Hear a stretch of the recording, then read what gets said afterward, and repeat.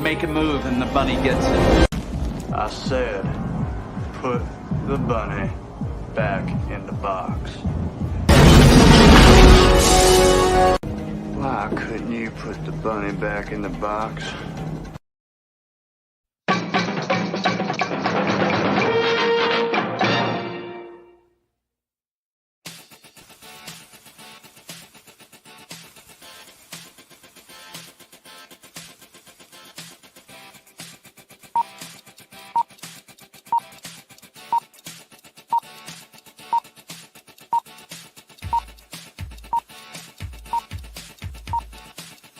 It's showtime.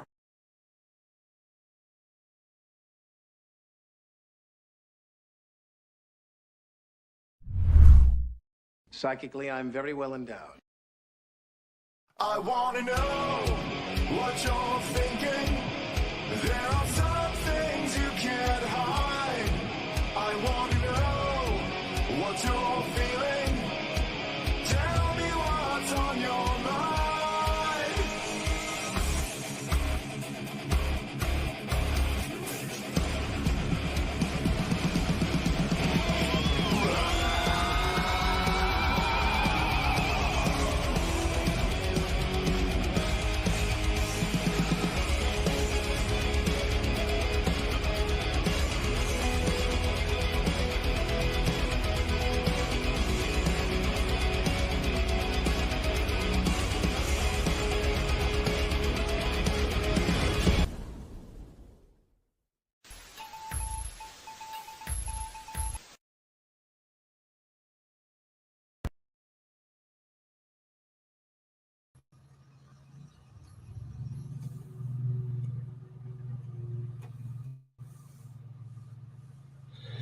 Hey there, this is Good for Telepathic Bunny Comics. Let me get back on stream. Ta-da! All right.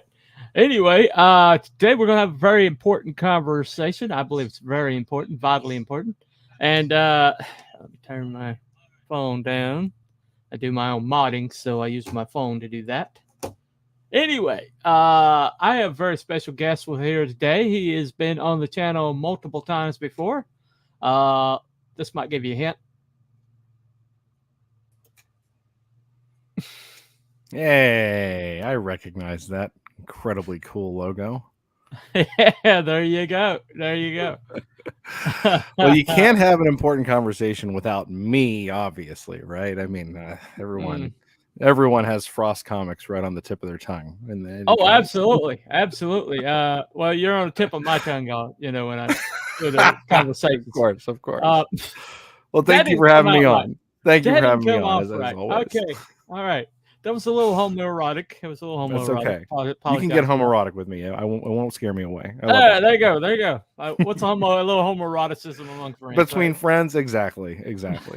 The fact that you're the only other person that's bought my merch, you know, kind of like, you know, like that's a good deal. I thought about wearing the merch hat, but then I thought, well, I'll break the streak. I think I did 2 times in a row. Yeah. It was highly appreciated. Highly appreciated. Always.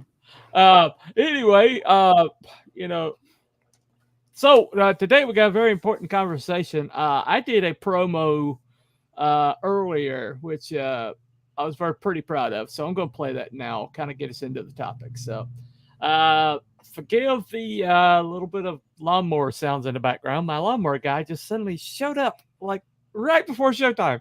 I'm going to turn on a couple of fans and make you feel more comfortable. So I'll be all right. I appreciate it. I appreciate that. Yeah, I appreciate it. Anyway, oh, wait a second. I have a couple comments here. Creators Outlet. All right. Talk about importance. Is it Elsa? No. Hey, Bunny Hole. Thanks for joining us. Appreciate it for coming by and trolling us for a second. All right. So here's the promo. It's pretty self-explanatory. The music is by Tom McDonald, one of my favorite songs he's ever done.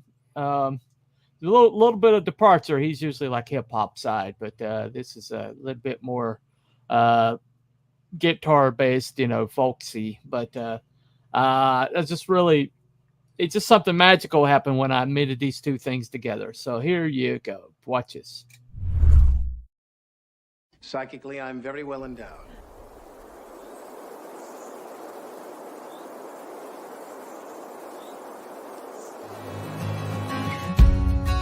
unlock my phone and watch the world die.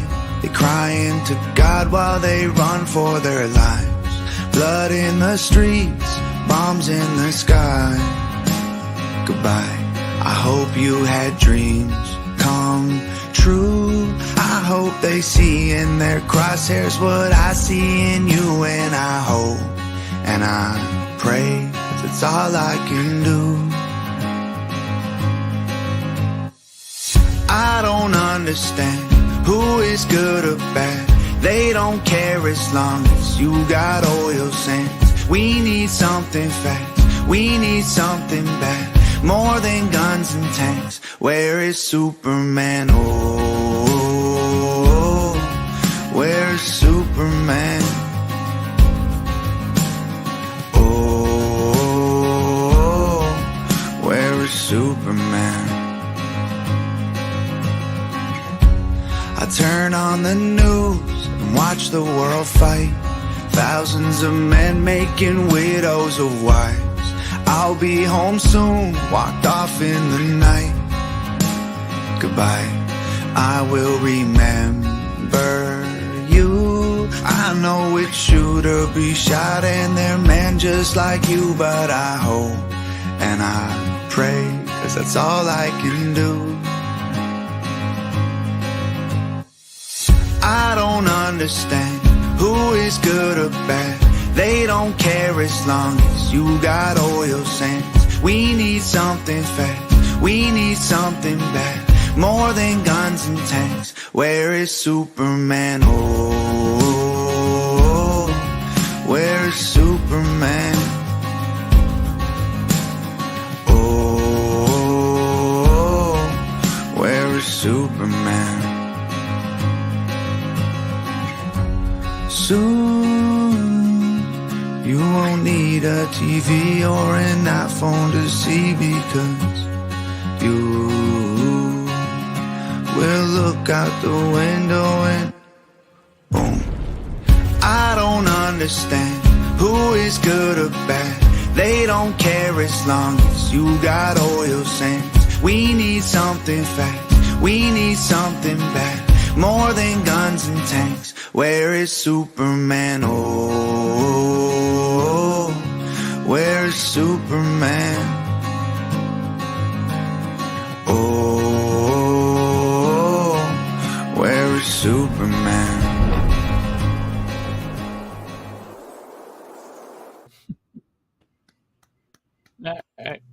Very nice. Very nice. Yeah. Yeah, it's I was like kind of looking for Superman images, and that song came up, and I was like, I forgot about that song. I really liked that song when it came out, and all it did was just like stick them together and kind of like match up some things, and all of a sudden it was like, daggum, that works. Yeah. Yeah, that's great. I wish I'd worn a bluer shirt now. Yeah, I know, a little bit. Of course, I'm not wearing blue either, but it is what it is. I do have something blue here. I got this right here. There you go. Hey, yeah. Yeah, just to kind of give my bona fides as to my philosophy. Well, let me go and play that trailer right quick. It kind of has the same theme as some of the things we're going to be talking about right quick. So here we go. Roar. Roar. Colonel Ironsides here.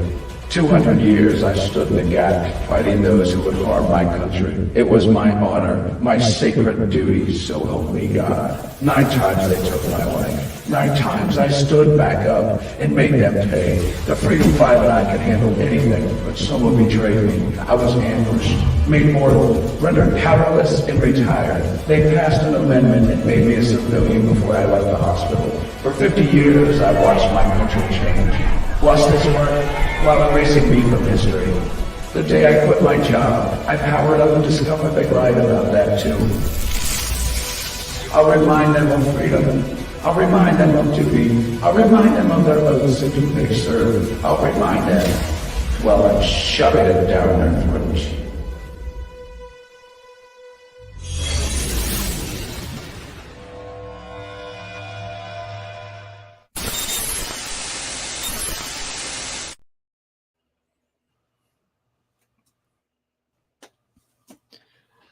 There you go.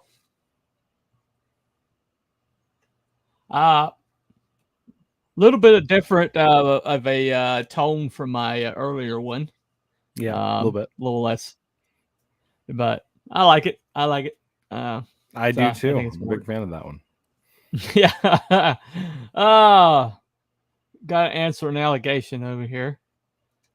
You have a lawnmower man. Well, aren't you bougie? Well, I just don't have like room for a lawnmower. I live in a trailer, so it just makes sense. The guy that lives in my neighborhood, so he does it on his way home, and he gave me a pretty decent break on the price.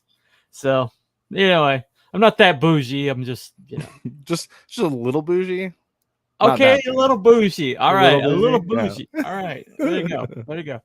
Anyway, just I hate mowing grass. All right, I don't blame you. I mean, I hate it too. I hate it the most when like I'm in this awkward phase right now where it's like it's too long and I can't mow it as short as I need to. Right. But I feel like if I mow it where the lawnmower doesn't choke up, I'm like I'm just gonna be mowing it again, and like so if I feel trapped. Yeah. Then you got dead grass all over your yard. Exactly. It's just the worst. The worst. Hangover gang. Yes, Tom McDonald's fans. Thing about Tom McDonald, if you want to use his music, there's no copyright strikes. He does not enforce any copyright on his music. That's why he's so big. See, these idiots don't understand that if you let people use your music, then people get to hearing your music, and then they're like, hey, who did that music? And then they check it out. Yeah. See? The same thing happens with home fries, the home free. They do the exact same thing, and that's why they're so big right now. And it's like, what's their secret? Their secret is they're not assholes. That's that's tricky. I don't know. All these big corporate, people like freaking Don Henley won't let anybody use any Eagles music or any of his music. And you know what? There's zero presence online, and they're going to disappear within a generation. That's true. Because of that dumbass. Yeah. Adapt to the 20th century, dummy. Okay. Anyway, that's my rant that's my rant. There'll be more rants. There'll be more rants. Neo Star Productions, welcome. Greetings. First time on the channel. Hey man. Yo, what's up? Neo Star is one of the contributors for the book that we'll be talking about eventually. Oh, okay. If he wants to come on, I'll send him a link. He should have one. I'll send it to him again. We have a project chat, and I made sure to share it early, so we might have him pop by, might have Chris pop by. I know a couple people can't right now, but that's why I'm here, because I think I'm also I don't think there's any debate. I'm the most attractive person they have in the group chat. They sent me too. So, I'm sure. And they're not here to dispute that. So, I guess it just has to let it stand, Well, Ron would have to have a lampshade on his head. Just anyway, just kidding, Ron. Kidding. I know you don't have a sense of humor. I'm just kidding. All right. Anyway, so basically, so we're going to talk about True Blue Heroes. Blue Heroes. Are they outdated? Now, there was a trailer. I did not realize this was the thing, but it was trending on Twitter today. Evidently, there's a Superman movie, the Christopher Reeve story. And I watched the trailer, and it made me cry, so I'm not going to play it here. Okay. Just happens to be... he'll always be my Superman. Well, yeah. So, is it a biography? Yeah, it's a biography. But it talks about how he was a serious actor, and his acting coach was like, he did great impression, but he's like, he said, Christopher, you need to be a very serious actor. You have the chops. He says, unless somebody throws a lot of money at you.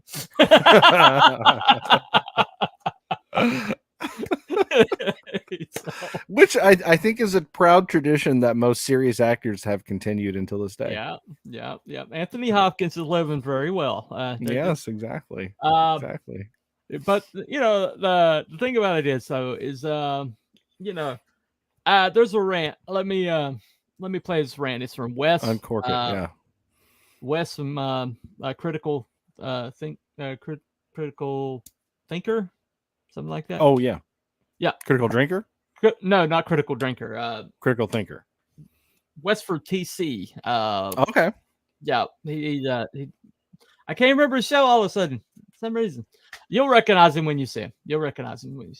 Hold on a second. Wow, that song was beautiful. Yeah, it is a very beautiful song. I'm XP Comics first. Hey, XP Comics. That's Andrew, I believe. All right. No problem, man. I like to come on and share my comic. Well, this is not an open show. Just send me a text or DM on X, and we'll bring it on. Yes. Thinking critical. I mean, Thank you. It's like critical Thank thinking critical. Yeah. My freaking dyslexia got me. Anyway, thinking critical. I remember him. It's thinking critical. Yeah. But he had this great. He was talking about Kurt Swan. You ever hear of him? No, I don't think I have. Kurt Swan is the longest running Superman artist. He ran from he actually did some scripts for Siegel, you know, the original, and all the way up to 85. He was doing Superman stuff, and he's the longest on the comic. And a lot of people don't even know he existed because he basically was just the artist. But you know, they did. But he. Are you allowed to say just the artist? I think you might be in trouble. Oh no! Oh no! But no, he was way more than that. He was way more. He was like the heart of the Superman book. You know, all the way up till they stopped using him, which broke his heart. But here's a rant. Wes was giving kind of a biography of the man, and he said some very eloquent thing right here. That's why it was so late, because I was wanting to make sure I got this. Here we go. Cheesed about that. But when you listen to that, we both believed in truth, justice, in the American way. They believed in what Superman represented. And you can see why Kurt Swan would have been able to deliver the greatest Superman images and illustrate some of the greatest Superman stories of all time, because he bought into the character. He understood who Superman was.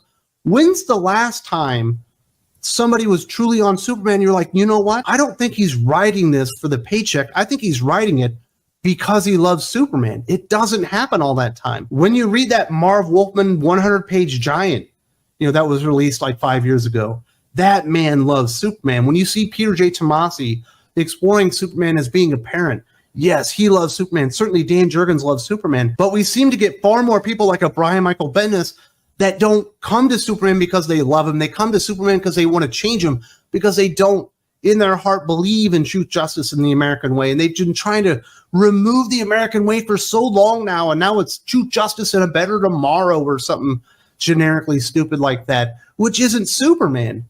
And you can see why a Kurt Swan or an Herb Trimpe or a Stan Lee and your Jack Kirby and your Gardner Foxes would have been so much better at this stuff, because they believed in heroism. They didn't believe America was a terrible place. They didn't think that Superman was the ultimate sign of the great white savior, or whatever it is nonsense that John really likes to say. They knew what Superman represented. Somebody that could be the leader of the world. He could take everything and rule over everyone. Superman chooses not to do that because he believes in America and what it represents. And he wants to be an enabler of freedom. He doesn't want to, you know, squash down your ability to think or say whatever you want. He just wants you to be safe, and he wants you to be free out there and not held down by governments and villains and all that kind of stuff. Superman represents so many amazing things out there, and it feels like a lot of writers are embarrassed by it, or they downright hate it. You can't write the world's greatest Superman story if you don't love Superman. And that goes for a lot of these characters. You can't write an amazing Spider-Man story if you don't get Spider-Man. Look what Zeb Wells is doing right now. You can't write awesome Batman stories if you don't understand who Batman is and what he represents. Go see what Tom King did. There are so many people, so many creators out there that can learn from a Kurt Swan. You have to believe in what the characters represent. You have to think that it's good in order to make it as amazing as possible. If you think that the character represents something bad, or the character is misguided, or their motivations are completely wrong, you are going to turn them into a villain because you hate the character. Mm-hmm. Yeah, if you have someone who they don't like the property, they don't like the character himself, then they're only really going to be able to write deconstructions or subversion or things like that. And they're not going to be able to write something that's true to the original intention of the character. Right. There's a cartoon that came out a few years ago called Superman versus the Elite. This is back before Warner Brothers cartoon division went off the deep end. Right. The latest Batman thing is a good example of that. But this basically it was about this Manchester Black was his name, and he was like pushing back or saying that Superman was outmoded and that they were going to be the new heroism, and they were willing to kill, willing to maim, willing to do whatever. And the public at large was like turning on Superman because Superman just didn't seem to have the willpower, right? So Superman suddenly, he's beat on enough by Manchester Black. He's had enough, and he starts just breaking bad. And and Manchester, he got what he wanted, but he didn't realize what he wanted was not a good thing. And so here's the clip. Let me play that right quick. This isn't you. You don't do this. I do now. No! It doesn't have to be that way, Superman. You taught us that. Oh, he taught you that he's no better than the rest of us. You all saw. Everyone on Earth saw what you did to us, and they know you know better. There's nothing special about you.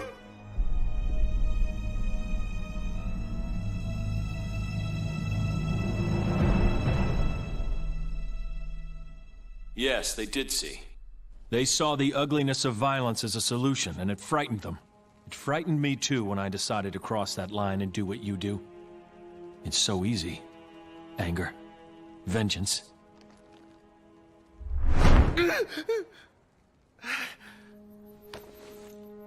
Luckily, I'm not you. And I never will be. You killed my team! Look at this place! Chester, I thought you were supposed to be the sharp one. Boys?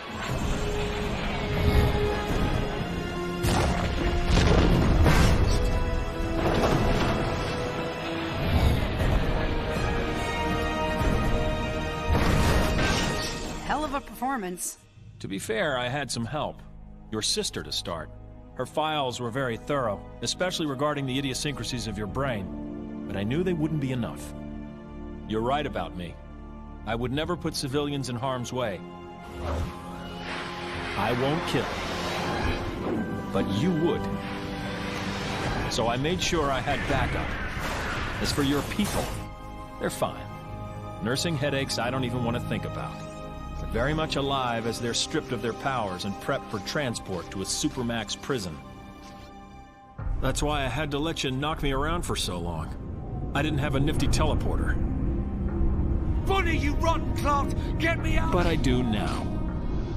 You'd be surprised how fast Bunny agreed to help me when one of the superbots promised to return her to her home dimension. You think that's it? It's not over, you bunsy twit! If you think I'll just go to jail and rot, you're living in a dream world! Good. Dreams save us.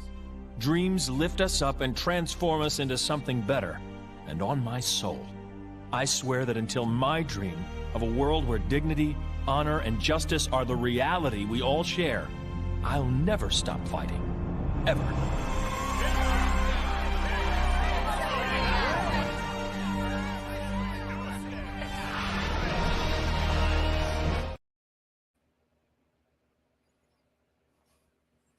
One of my favorite scenes from that is when I think it's the guy that can do like the nukes, the nuke blasts, and he like vanishes. And I think Manchester says, "Where did he go?" And Superman says, "Orbit," because he's at that point scaring them.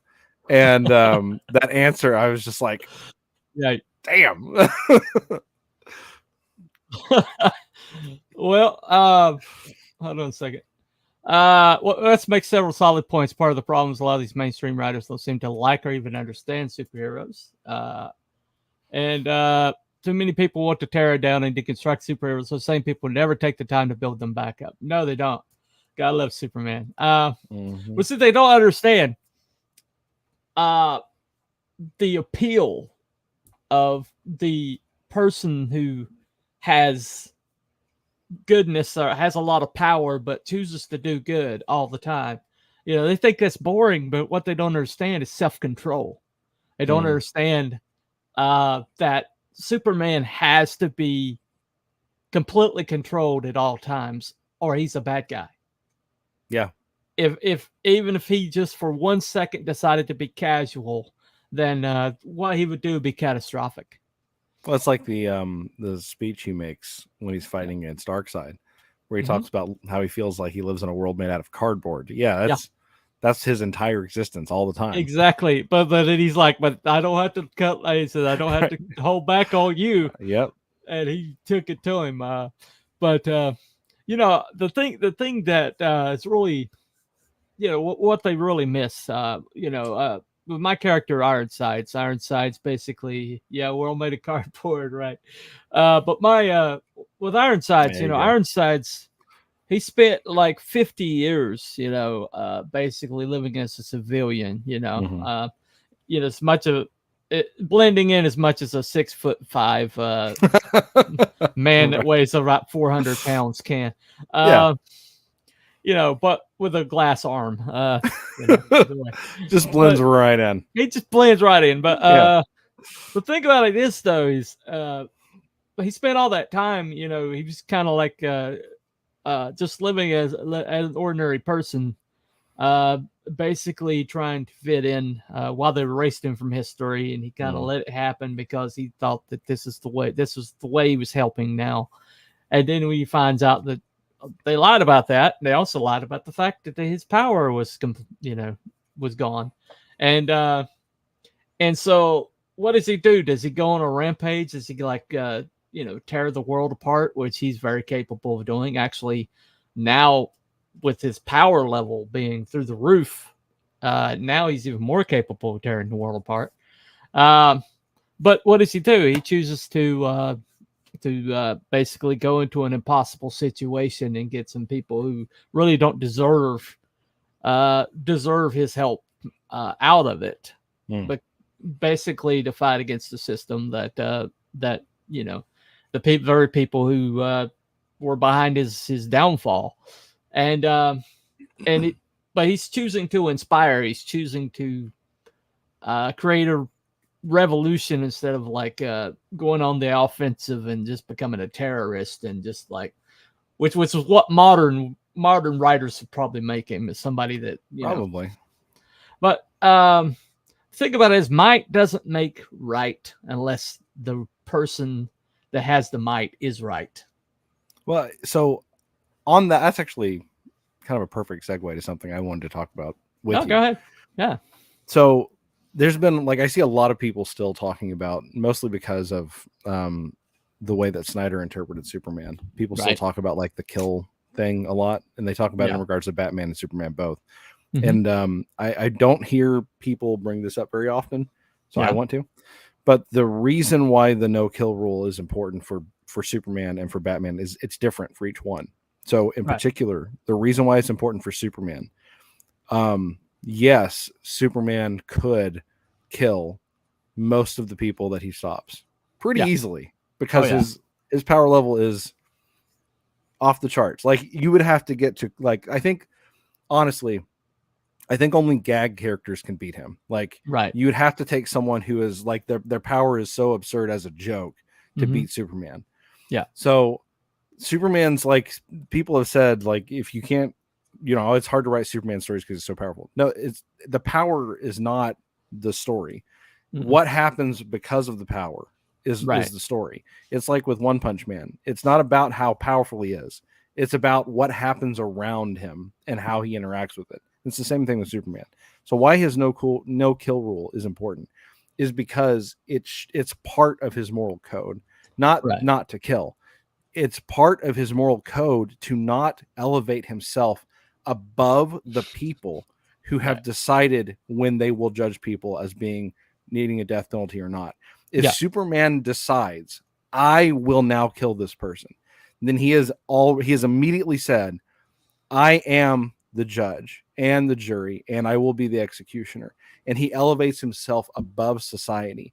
And if he's supposed to be protecting society and defending society, then he cannot elevate himself above it and put himself in a position above it, lording over it. That is actual tyranny. That is actual malevolent, tyrannical behavior. Because by lowering his actions to just stopping and not executing, that's where he's saying, I am a part of you. I'm not above you. Your judgment over these criminals is what matters. I will respect the system because I'm part of the system, because the system is part of the society that I love. That's why it's important.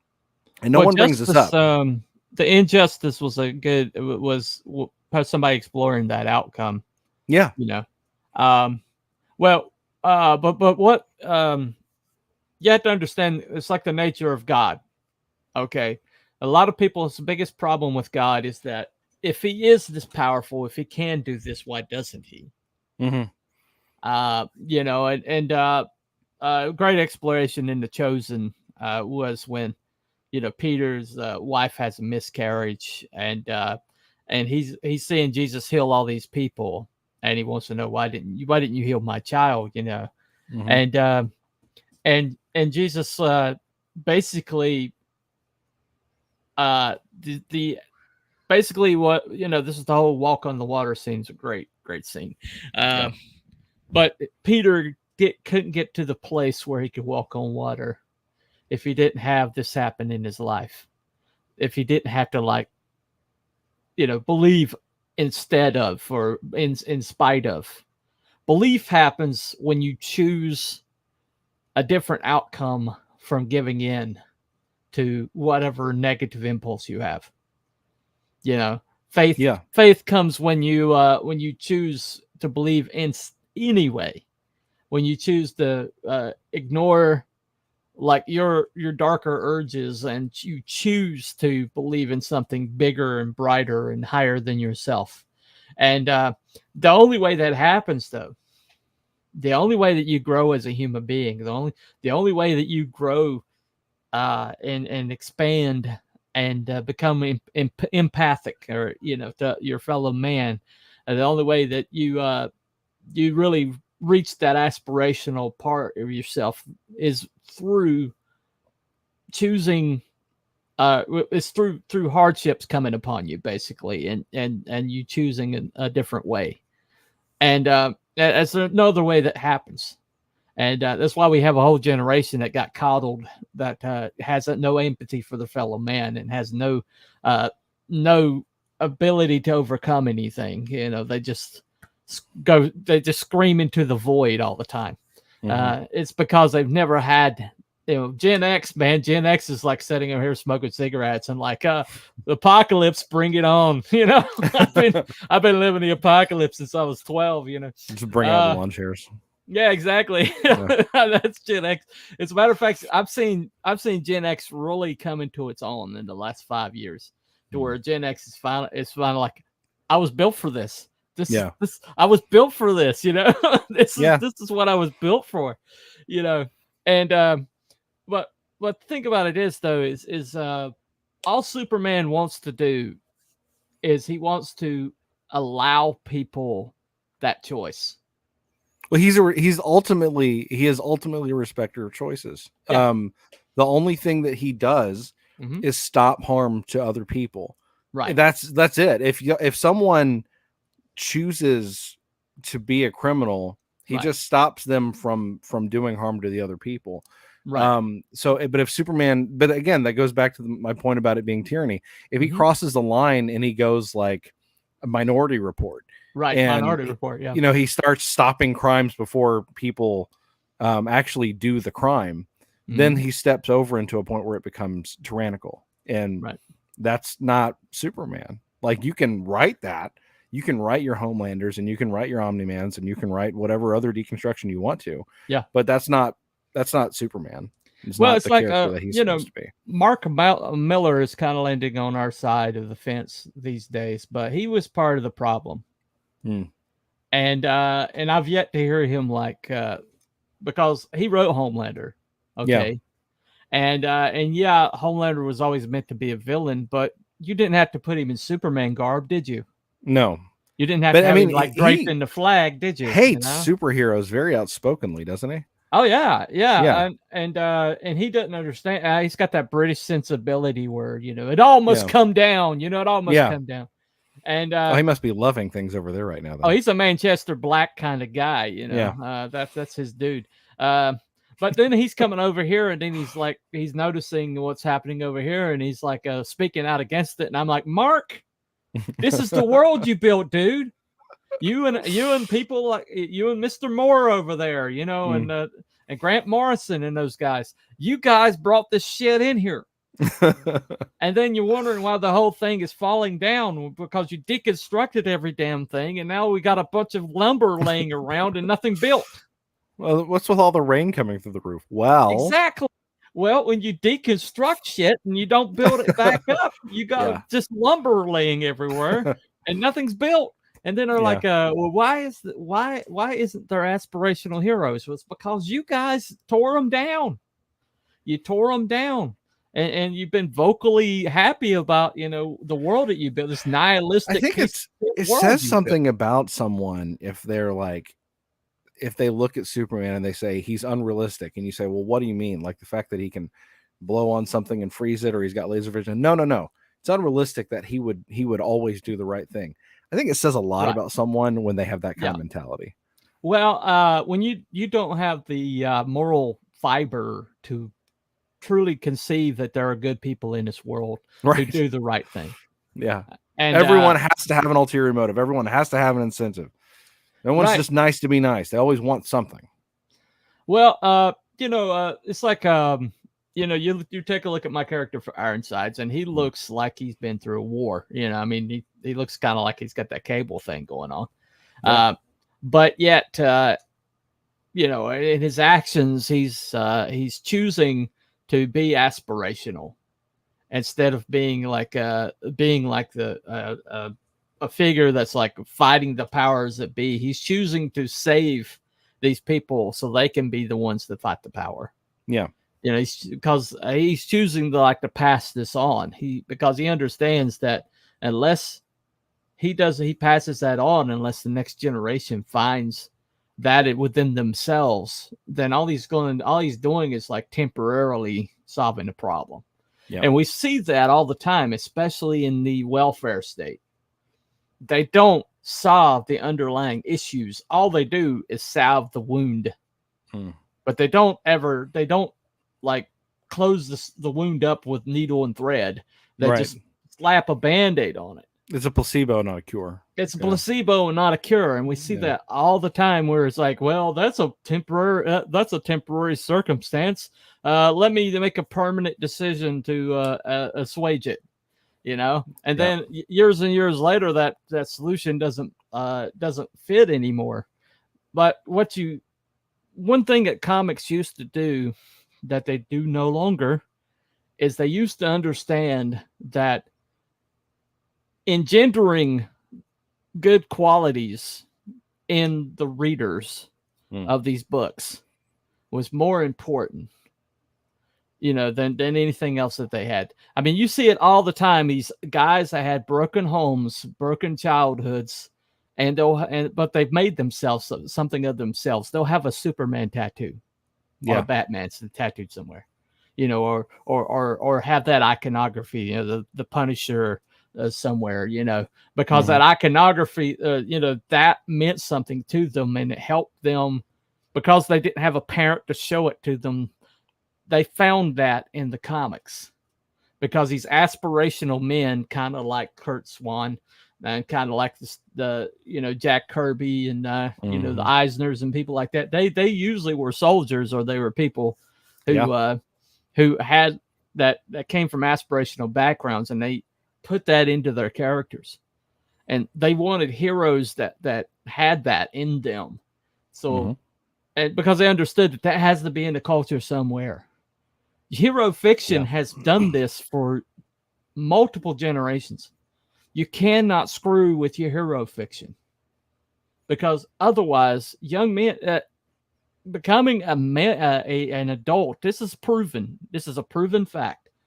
Women, they become an adult through time and maturity, bodily maturity.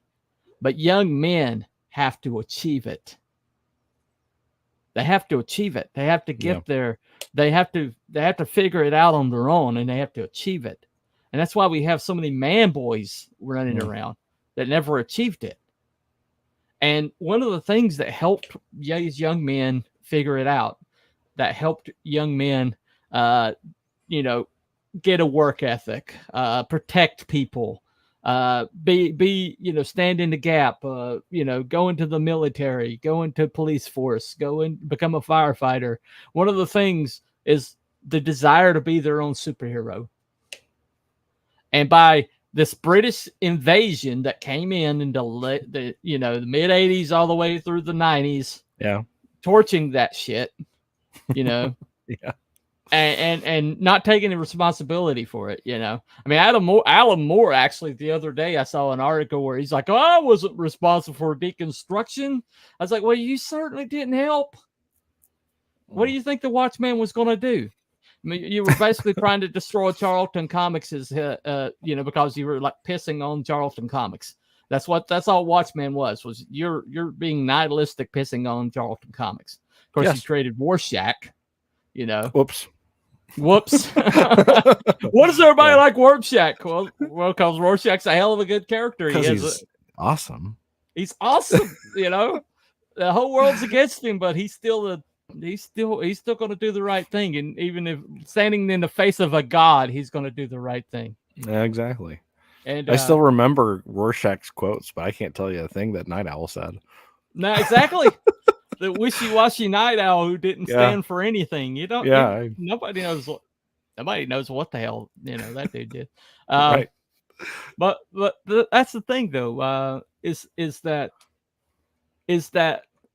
when you make an aspirational hero, when you make somebody who has this in them somewhere to rise above their situations, to do the right thing, even when it's not advantageous to them, or stand in the gap, even if it means their life.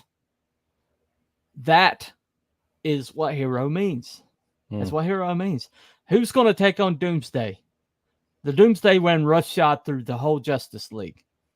Only one man could take on Doomsday, and it cost him his life. Mm-hmm. That is what these idiots could never understand. These fucking British idiots can never understand. They can never understand why that mattered. Right. And so they brought in their nihilism. They brought in their deconstructive freaking heroes, and they were sexy and they were edgy. And oh my God, this is a brand new thing in comics, even though it's just a rehash of everything else that's happened in fiction over the years. Yeah. And then everybody glommed onto that. Oh, okay, everybody's got to be edgy. Everybody's like, everybody's got to be situational. And oh, Superman's boring. Oh, Spider-Man's boring. Oh, that Batman, he's boring. We need edgy. We need, spikes. Right. We need, if Batman would just kill the Joker and all the people, all right. All right. Okay. Mm-hmm. Magog killed Joker, and that's how you got Kingdom Come. That's true. Which is a fantastic book, by the way. Which is a fantastic book, even though Mark Waid may or may not have written some of it. Anyway, but the message was good. The message in Kingdom Come was good. Yes. Because whoever wrote that understood that this is the outcome of deconstructed heroes. Is the whole world, exactly. An eye for an eye makes the whole world blind eventually. The image I remember most clearly from that, there's two. The one I think is probably everybody's. That smiling Captain Marvel. And the other one is Superman farming, where he's like just carrying everything. Like, right. It's like those two are like burned into my memory more than any other pages on that book. Well, the one image that I remember is him standing before Right as he's about to take down the whole entire United Nations roof, and somebody talks him out of it, is him holding the the cape of Captain Marvel and saying that we need to do better. Yeah, we need to do better because you guys and us, if we don't cohabitate, we'll destroy each other. And that's just a great message. Hold on a second. Like, share, subscribe, and also YouTube tabs. I appreciate it, Wrangler. But right now, the reason what inspired this was that you guys have a project. It's pinned in the chat, and it's called what? What's it called? It is called Tales to Inspire. Originally started out as Tales to Aspire, but we actually looked at it and we thought, well, what we want to do is actually inspire people the way that superheroes used to do. And I can speak really well to there's 4 stories, 4 different heroes, 4 unique stories, all 4 completely original, never before published stories. And I can speak really well to 2 of them. I know Paragon Prime like the back of my hand. I know Rebound pretty well. The other 2 characters I know a little bit, but not that well yet. I'm still getting to know them. But we've also got Data Cell, and then we have help me out, Neostar. I'm drawing a complete blank, but you're here, so throw it up in the chat. The name of your hero, I think it's Riser Man, if I remember correctly. I'm not sure if that's the name of the book or the story, but I think his hero is Riser Man. And Riser Man is very, I believe it's kind of like anime and manga inspired. So we've got a little of everything. We've got kind of East and West kind of blended together. Paragon Prime, if you're not familiar with, like, anyone watching, if you're not familiar with that from Ron Christian, he's very inspired by the DC animated universe that was really popular a couple decades ago, which had what we referenced earlier about the world of cardboard. Riser Man, there we go. Yeah, thank you, buddy. But he's really inspired by that. He's kind of he's got superpowers, he's got tech, he's got a little of everything, but really what makes him a hero is his heart and his mind. And in this story, you're going to see that he's fighting to protect something that's really, really important to him, which is the past, honoring the past and the heroes that inspired him, as that's under attack. We've got a really good story plan for his first volume, and this is our way of kind of introducing him to the wider world before we try and jump into that story and crowdfund that. I know with Rebound, his campaign just launched on Kickstarter successfully. I think he did really good, and he had I think he's finalizing the lettering right now. He just sent out an update, but everything looked really good on it. And I know that he's going to be he's already got the cover for issue 2, but this is a completely brand new story about Rebound that's going into this book. And the same thing, I believe, for Data Cell, which is the lady in red on the right, and Riser Man on the left. Those are also completely brand new stories. Riser Man, again, correct me if I'm wrong in the comments, Neostar. I think this is Riser Man's been in a lot of stuff, but I think he's been in a lot of guest appearances and crossovers. So I think this might be one of the first ones that he's done where it's just completely solo. But I might be wrong on that. So let me know if I got that one wrong there, Neostar. Right. So, but yeah, it's 4 completely different people, 4 different art teams. In a lot of ways, it's really similar to what we did with Out of Obscurity, but just it's tighter, a little more. Each story is a little bit longer, where we had like a 6 to 8 page limit in Out of Obscurity. The stories in this one are a little bit beefier, going between, I think they're like between 16 to 20 pages with each one. And there's going to be a bunch of artwork and cool stuff like that packed in too, but they're all inspired by true heroism. Each one is inspired by like different elements of that. With Rebound, you can look at him and see a lot of his artwork. He's really inspired by, I think I'm almost completely dead on with this. I think Tyson said he's really inspired by like 80s and 90s Spider-Man, and that he really wanted to capture the spirit of what Peter Parker used to be about, what Spider-Man used to be about. And so he wants to do that with his universe. And then on the other side with Paragon Prime, like I said, he's inspired by that DC animated universe, those kind of stories, that kind of attitude, to the extent where like that really even influenced the art style and how he wants to have a moral, behind a lot of each character's story and everything. And so Neostar said he's inspired, Riserman's inspired by both Eastern and Western superheroes. But as we know, with Eastern superheroes like Kamen Rider and everything like that, there's not really a lot of moral gray area for that. So again, very traditional true blue superheroes. Well,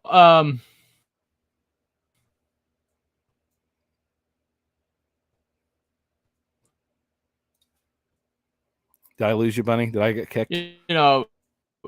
Ron's been kind of like pushing this for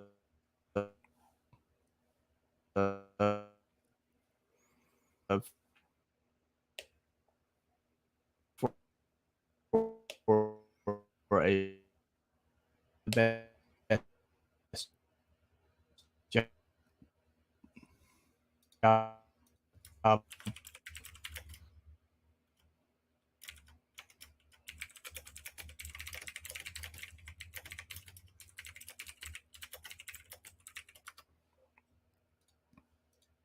Oh no!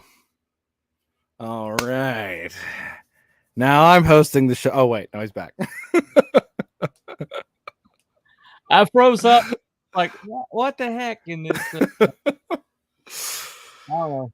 Kickstarter is like very poorly coded. It really is.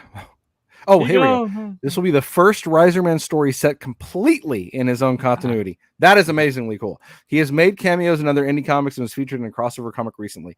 That is awesome. Actually, I do want to piggyback off of that because he's right. He was actually in a crossover with Demon Hunter Raven, and Super Guy was in that same crossover. So, awesome. So we've got a shared continuity between Super Guy and Riserman and Demon Hunter Raven. I'm all about it.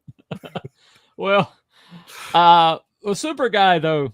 I mean, Super Guy is really interesting in that here's a person that has all that power, but he's basically kind of like he's so senile that he's no longer making these value judgments. He's just like living his life, but he's so powerful that him just wandering through and then not really making value judgments, but he's just so powerful that, like I think one story you proposed is that he's flying through and there's a giant robot and he accidentally bumps into it, knocks it down. Exactly. It kind of like saves the day, but for him, he's just like, what did I run into? There's a little, I don't want to give it away because we're really close to Out of Obscurity, being in backers' hands.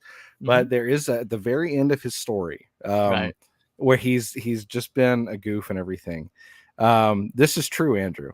When Superman goes public domain, there's at the very end of his story, he has a moment where he's like, by the way, are you robbing the store? Where it's like, and it kind of like, I kind of want to put it like in the back of the reader's mind, like, how aware is he? How aware is he? Right. Is he actually just playing up the old man thing, Because like I had some art drawn of him, and one of the things I told Marcus, my artist who did this art, I told him, I want you to draw, like one portrait of him where he's just like totally serious, like totally locked in.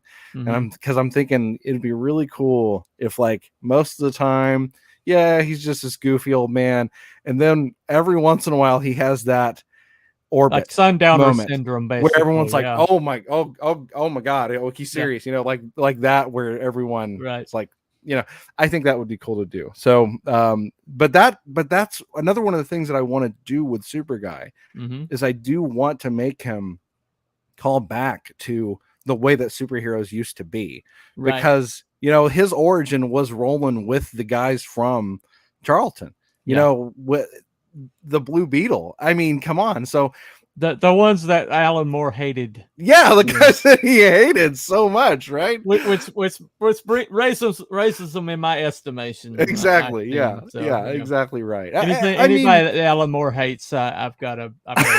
Well, I mean, he hated Rorschach, right? So I mean, there you go. I love What does all that say sorts of about different somebody writing and that they everything. take everything they hate about heroes and put it in a character, and that's the one that's beloved to everybody?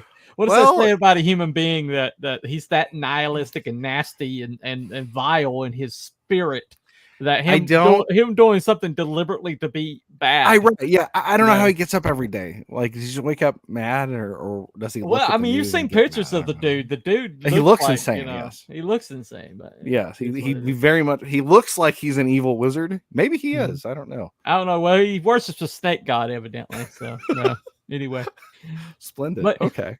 you know, well, you know, the thing that you know, I kind of like I was talking about, you know, how they think aspirational means boring. They think I know. aspirational Yeah.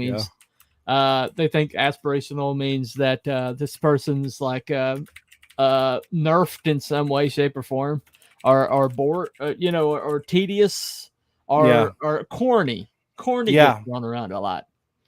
But since when has it been corny to stand in the gap and save lives and protect? You know, I think a lot of this has to do with the vilification of cops. You know, Yeah. I think you might that be whole right. entire thing, you know. I mean, they hate anything that stands in the gap and protects, that stands in the gaps, and they hate soldiers, they hate you know, they hate cops, and I've even seen them hate on firefighters and things like that. It's like, but if your house is on fire, you're going to be loving on those firefighters, aren't you? Or Oh, when man. somebody's breaking into your house, you're gonna be like calling them cops. The very same people are like, "Where's the cops? Where's the cops?"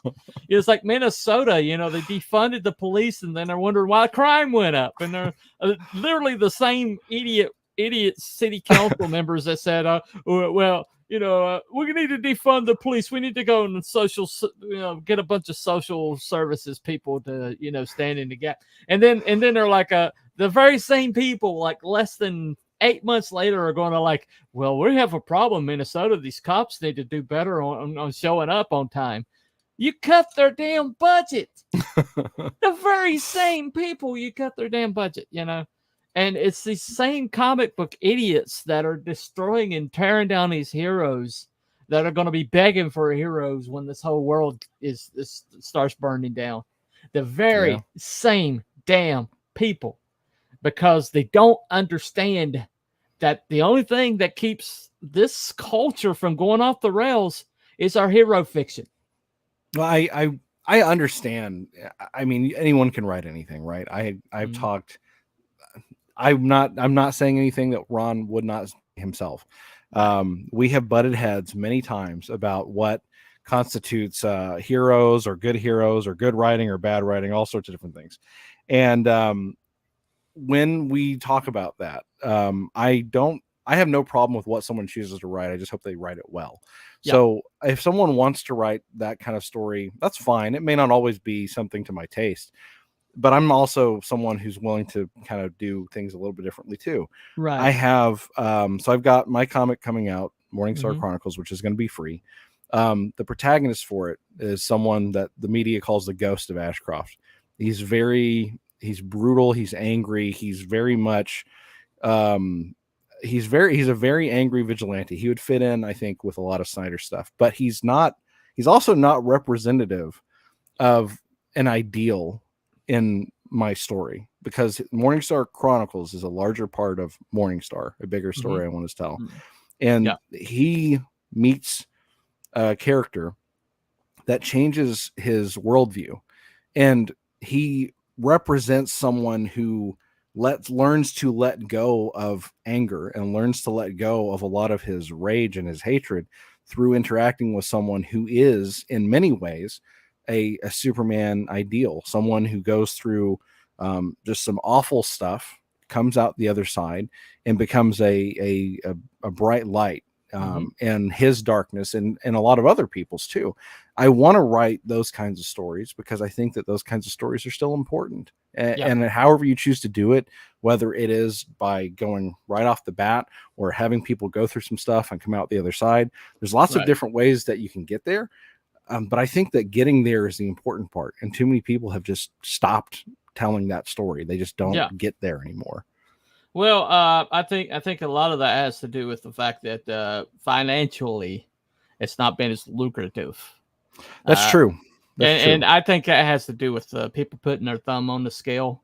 Myself, people wanting to push certain things.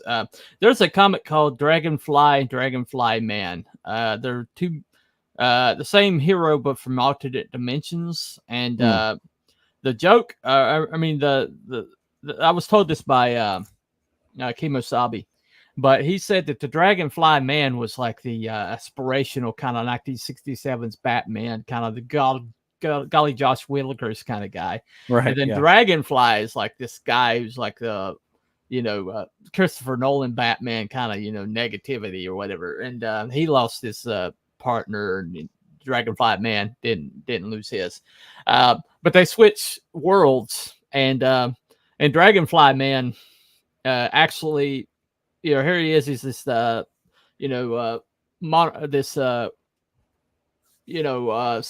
guy that's kind of like out of time, out of place, and he's in this greedy world. But because he's such a hey chum, such a positive force, and he's like talking to people like how, this dark gritty universe, people like it, piercings everywhere, and spikes coming out. And then he's like, hey chum, you look down. You want to have a talk, and it's like, well, yeah, actually I could use a talk, and so he's like changing that world for the better. Then the Dragonfly guy, who's like his negative, evil, horrible world he comes from, and he's kind of like mad about his ward being killed, and and he's like taking it out on society.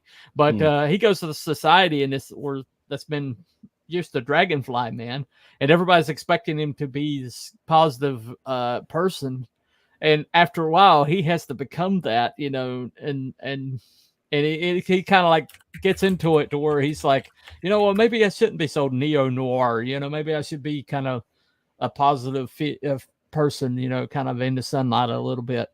And the whole entire premise is Dragonfly Man, right. Yeah, surprise, last law enforcement consequences, great crime rate, right? But the whole idea is that what's up, Colin? I see you in there. Hey man. But the whole idea, though, Steve Ditko is underrated when he drew these characters, improved many aspects. Yeah, he created Spider-Man. I'll go take to my grave that. But the whole idea is that something about superheroes comics, and everybody's like, oh, I hate cape shit. I hear this all the time. Hojo says it all the time. All the time, yeah. Like Mr. Positivity Hojo, Right. But the thing about it is he's not what he hates is he hates bad cape shit. Yes. That's what he hates. Yes. Because if it's done right, there's nothing like superhero comics. It's the most. It's our mythology. It's our Hercules story of Hercules. It's our David and the Mighty Men. It's a Samson to an extent. Not everything. Like OG superhero in the Bible. Exactly. Right? Exactly. Yeah. And all throughout mythology, you've got these characters, and like Beowulf. People like that. Who have had in these young men who are like, my father's not there. He went for cigarettes when I was like 8 years old, never came back. And mama's had all these string of bad boyfriends, and I have nobody to look up to. But I can read this comic, and this guy, he stands in the gap. Okay, well, maybe I should protect people that are weaker than me. He takes care of his loved ones. Maybe I should be more compassionate to my loved ones and to other people around me. Or maybe when maybe I can go into the army, and protect my country. Fight for my country.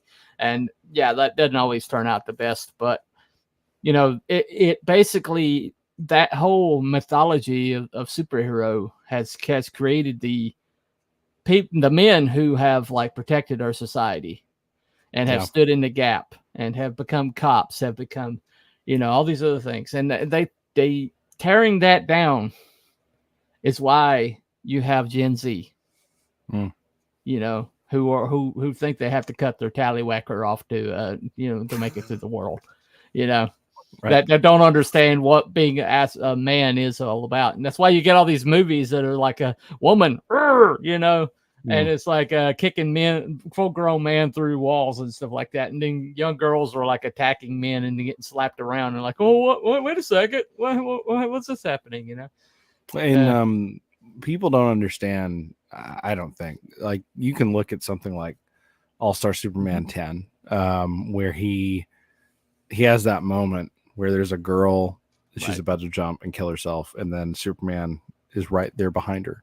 Right. And that is as much, masculine, powerful heroism as, catching the planes and everything else that he does that he can do. Yeah. So like the moments like that define Superman, those are, I don't know, I miss them. I'm glad, I'm genuinely glad that there are people like, and I count you amongst this list, people like you and people like Ron and people like Tyson from Rising Star, people like Neostar, people like Chris, people who want to tell the stories, because right now it's a lot of people in indie comics feel like that's absent, and it's inspired. You and Ron and all these people have been inspired to say, okay, fine, I'll do it myself. Like the Thanos quote. All right, I'll do it myself. Put on the glove. I'm going to go get the stones. So like, I'm glad that people have said, I'll do it. And I hope that more people give it a shot. Well, I think it's more like the little hen, that nobody asked for everybody for help and nobody would do it. Yeah. That's a little more positive than Thanos, Thanos was a go-getter, Yeah, he was a go-getter. He's trying to end half of humanity in the world, half of creation, but that's fine. But he was motivated, and his motivation is something that you should take from his story. Motivation is not always a good thing. It's not. Hitler was highly motivated, okay? Just saying. He was a very highly motivated individual. He was very highly motivated. Yeah, look at everything he accomplished just because someone said no to him as an artist, right? There you go. Made it happen in the world of politics. Your work sucks. Okay, well, I'm gonna murder 600 million people. Anyway, there's a tragic lack of male role models lately, since you have to go back several decades. Yep. Yeah. But that's the reason why they're trying to rewrite history, is because history is about the only place you find those anymore. And that's why they're tearing down statues. That's why they tear down the superhero mythos, because. Exactly. I mean, you don't have to read new Superman. You can just go read old Superman, right? Well, not if we get rid of it. Not if we edit the movie that you're watching on the live stream. Right. Yeah. Well, it's like Wolverine, Deadpool and Wolverine. And I kept telling people this. I was like, is it a great movie? Probably not. But it's important. It's an important movie. And to have a lot of those concepts that were brought out, a lot of the and there's this line that Daphne Keene says, Wolverine is, she's like talking about the one that saved her life and gave her a brighter future. And he's like, he says, you think I'm that man? I'm not that man. And she's like, well, you never were. And I mean, I said it out loud in the theater. I was like, that's a good line. That's just a good line. And it's because choices are what makes a hero. What you choose to do with that power is what makes you a hero. Superman could rule the world. He could rule the universe. He's that powerful. But what he chooses to do with that power is what makes him a hero. And learning that lesson, young men learning that lesson, is what's going to keep this whole ball of wax going. Yeah. And the reason they're not learning that lesson, and that's why they're all so lost right now. But that lesson alone, your choices make you a hero. Not your past, not your present circumstances, but your choices. What you do the next few minutes makes you a hero. I love stories of people that done nothing good in their life, but they've done one. But they when the moment came, they became a hero. Yep. I love those stories because we love redemption stories, right? We love Mhm. redemption stories. And it's like that moment comes, you know, you make the right choice. You do the right thing in that moment. Then it doesn't matter who you were before that moment. It doesn't care the whole entire past that you had. What matters is in that moment, you were the person that made the right choice. That you were the person that made that brave choice. Finale to Spider-Man. You know, Green Goblin says you are who you choose to be. So choose. So and choose. Spider-Man's like, all right, I'm gonna say both. Right.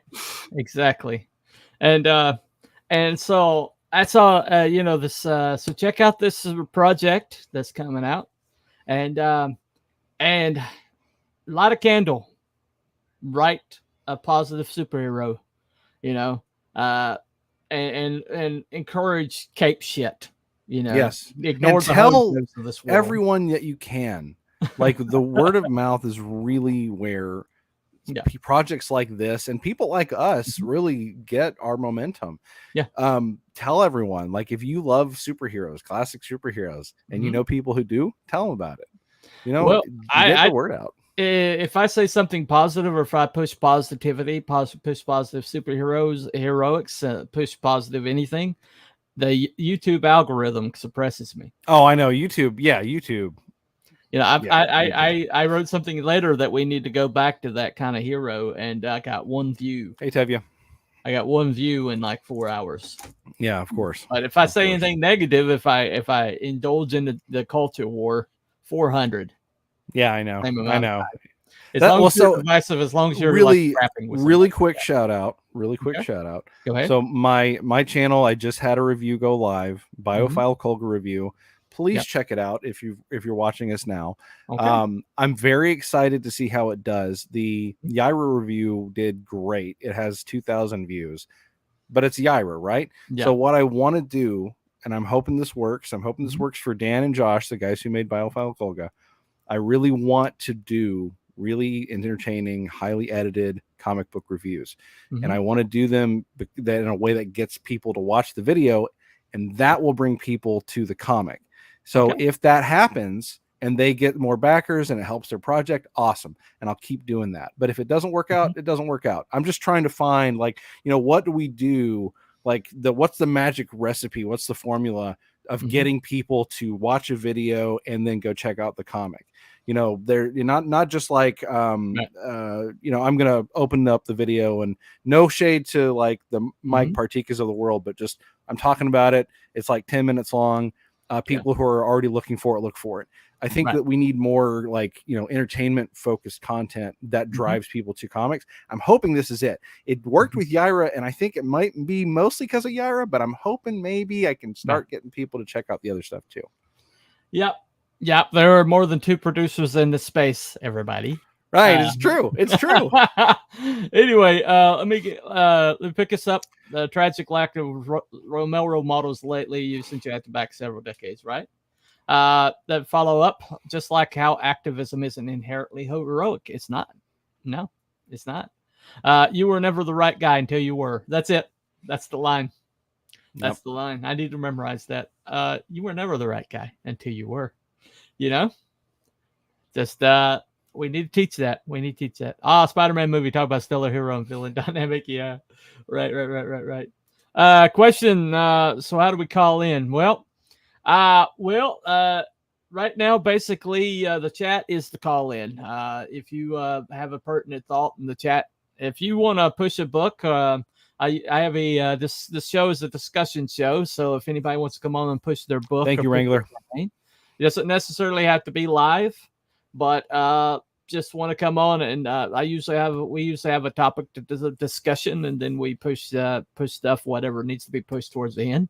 But I just want to pick your brain. I think learning about you as a creator, learning about your philosophies is more important than any hey, here's the campaign, you know. Right, yeah. Exactly. Learning about you as a creator is, to me, that's more important. And I always like to hear new thoughts. Occasionally I will have somebody pop onto the channel from the chat. But that's not often. There's some people that will never be on this show. Never. ever. I make no apologies for that. But I do tend to gatekeep on that. As a matter of fact, I have I play this. So